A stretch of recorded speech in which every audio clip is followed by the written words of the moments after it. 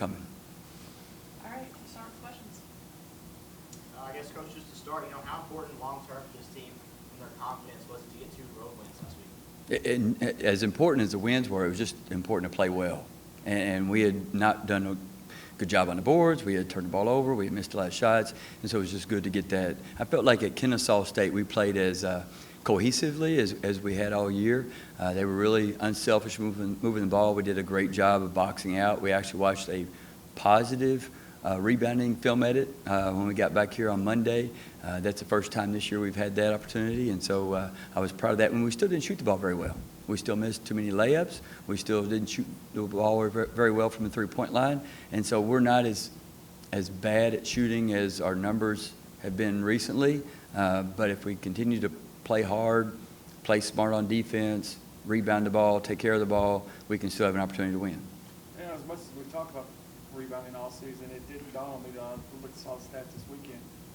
When you out-rebound team, I think you're 7-0 now. When you out-rebound teams, it kind of even stresses more the importance of that rebounding, because it feels like that's kind of been the secret sauce to the success for us. Well, the rebounding is the final step in the process of getting a stop. Like if we get a steal, we're not bad at that. If we force a turnover, we're not bad at that either. We can force turnovers and get steals. If we can get rebounds, defensive rebounds, we limit those possessions and we finish the job on playing defense. And so that's where we've really tried to do a better job. And yeah, I mentioned it before, we actually stopped doing, we were doing 2-3 rebounding drills, contests, whatever, almost every practice. And then I just stopped. And we started getting better. So I don't know if it was, I don't know why, but it's working right now, so we'll keep doing that. The challenge here on Saturday, certainly they've been kind of the bar here Yeah. over the past few years. If you want to see where you're at in the conference, you want to see where you're at this stage of conference play, this is kind of the barometer to see. Right. I think they're one in scoring defense and field goal percentage defensively. They've got 3 of the top 5 scorers in the conference. A big challenge here Saturday. Well, and yes, they've got a lot of experience on the floor and arguably the best post player in the conference. I know we have others but Bold Raven's probably the best one and certainly the tallest. And so that makes scoring inside difficult, and that helps your field goal percentage defense when you've got that shot blocker. I think she's 4th in the country, I believe, in block shots. And so we've got to make sure we continue to have good ball movement and be unselfish, and we're going to have to find our spots to attack the basket and at the right time. And then we're going to have to make some shots from the perimeter to keep the defense stretched out. And so we can do that. We've done that in the past. We'll just have to continue to push the tempo that we want and make sure we take care of the ball and try to get in our type of game. It'll be a battle of wills. It felt like Sophie really found her stride last week, leading the team in scoring against Jacksonville State, and then her first double-double. Can you kind of talk about her development throughout the season so far? Sophie and I, we worked a lot. We talked a lot about, after the FIU game, about really being impactful and being impactful on both ends of the floor and not always deferring and not always allowing whatever happens, but sometimes imposing your will and really trying to encourage her to be herself, just be the best that she could be. And I was really proud at the Kennesaw State game. She had 9 rebounds at half. And they're a pretty aggressive team and crashed the boards real hard and played a great game against Middle Tennessee, really for 3 quarters. And so Zoe went out there and really was focused on going and getting boards. And she had been focused on boxing out and keeping great rebounders off the boards, but I was trying to encourage her to go get the ball. Go get the ball. And there's never a wrong time to go get the ball.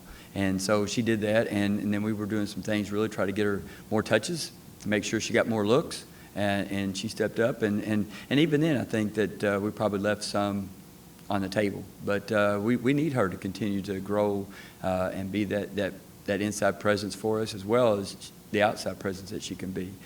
So I was thrilled to death for her to have that game. I don't think that's her high bar. I think she's got more in her.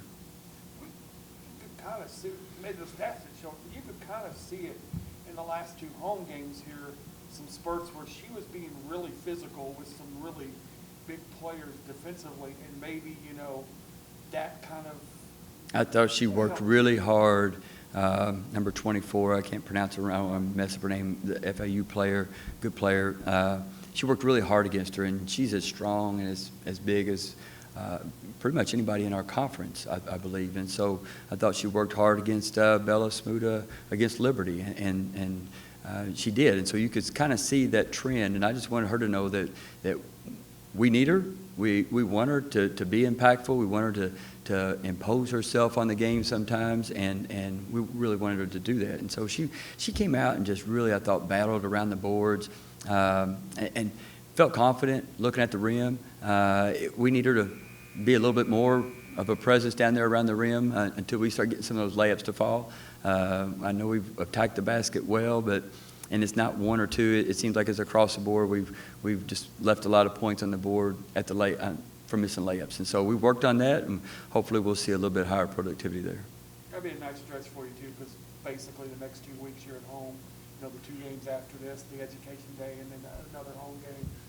It's got to be nice to kind of have a little stretch where you get to be home a little bit. It is. It's good to be home. I felt like, I know our trip, to Jacksonville State and to Kennesaw, it wasn't any longer than we had planned, but it felt longer with all with the weather that was coming and trying to adjust and find places to eat and do those things. It just felt like it was a longer trip, and I know it felt like that for the girls too. So I'm glad that we're home. We're getting to practice in Diddle Arena, and we're getting ready for a big ball game on Saturday.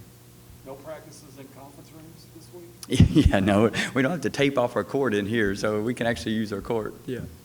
Now, I know you talked a little bit about when finals ended, there was a little bit of a spurt there. Now classes starting up next week. Do you expect any sort of change in play, or do you think that rhythm will help the teams, get their footing going? Well, we've tried to make sure we're doing the exact same thing we did before, and I'm hoping that if the secret was shoot the ball better when you're in class, then let's start class early. Let's start class this week. And so I know they're in there working. I see them. I know what they're doing. We're just not making some shots in the game. And some of it's we got to slow down and make sure we're on balance. And some of it is we just got to have that confidence that, I need to see one go in. Inside of conference, you guys are the top scoring team. They're the best defensive team statistically. Now, how are you preparing for those two styles of play to mesh on Saturday? Yeah, we've got to continue to hunt uncontested shots. And I know that Middle Tennessee does a great job on defense of really defending and contesting shots. So we've got to continue to hunt that and be willing to make that extra pass. But we also got to be aggressive. We've got to be able to attack the basket, get on balance. And we might have to get to the free throw line a little bit more. And so I know that, having Bold Raven there changes everything, because when you've got somebody that can just erase those attacks at the basket, then that makes a little bit of difference. Now, we're fortunate. We've got players like Mariama and players like Kylie Rose and Zophie Telegda that can make that perimeter shot. So if you collapse too far, they'll have a good look. And so we're going to have to, fill our way through the game plan, but we've got to make sure that we're still attacking the basket and looking for those uncontested shots. Now, when it comes to the three, sometimes still here a little bit, it seems like they're not necessarily desperation threes, but you see the success that you have whenever you move the ball around rather Yep. than just getting back in transition and heaving up a three, then next thing you know, you're back on the other side of the court. So, what is it really just getting into them that, sharing the ball, passing the ball, making those open plays is what's going to be successful? Yeah, and you're exactly right. I feel like the transition or the change was a lot more evident on our road trip compared to when we were here. And it was frustrating during the game. I was frustrated. They were mad at me because I was telling them to stop shooting a three and get inside and get more paint touches. And we just kept one pass and putting up a bad shot. And I always tell them, bad shots lead to bad defense. Good shots lead to good defense. And so it was affecting us on both ends of the floor. And then even the Kennesaw State game, we were only 3 for 19 from a three-point line. But we only took 19, which is a lot better than the 34 I believe we took when we were here against FIU.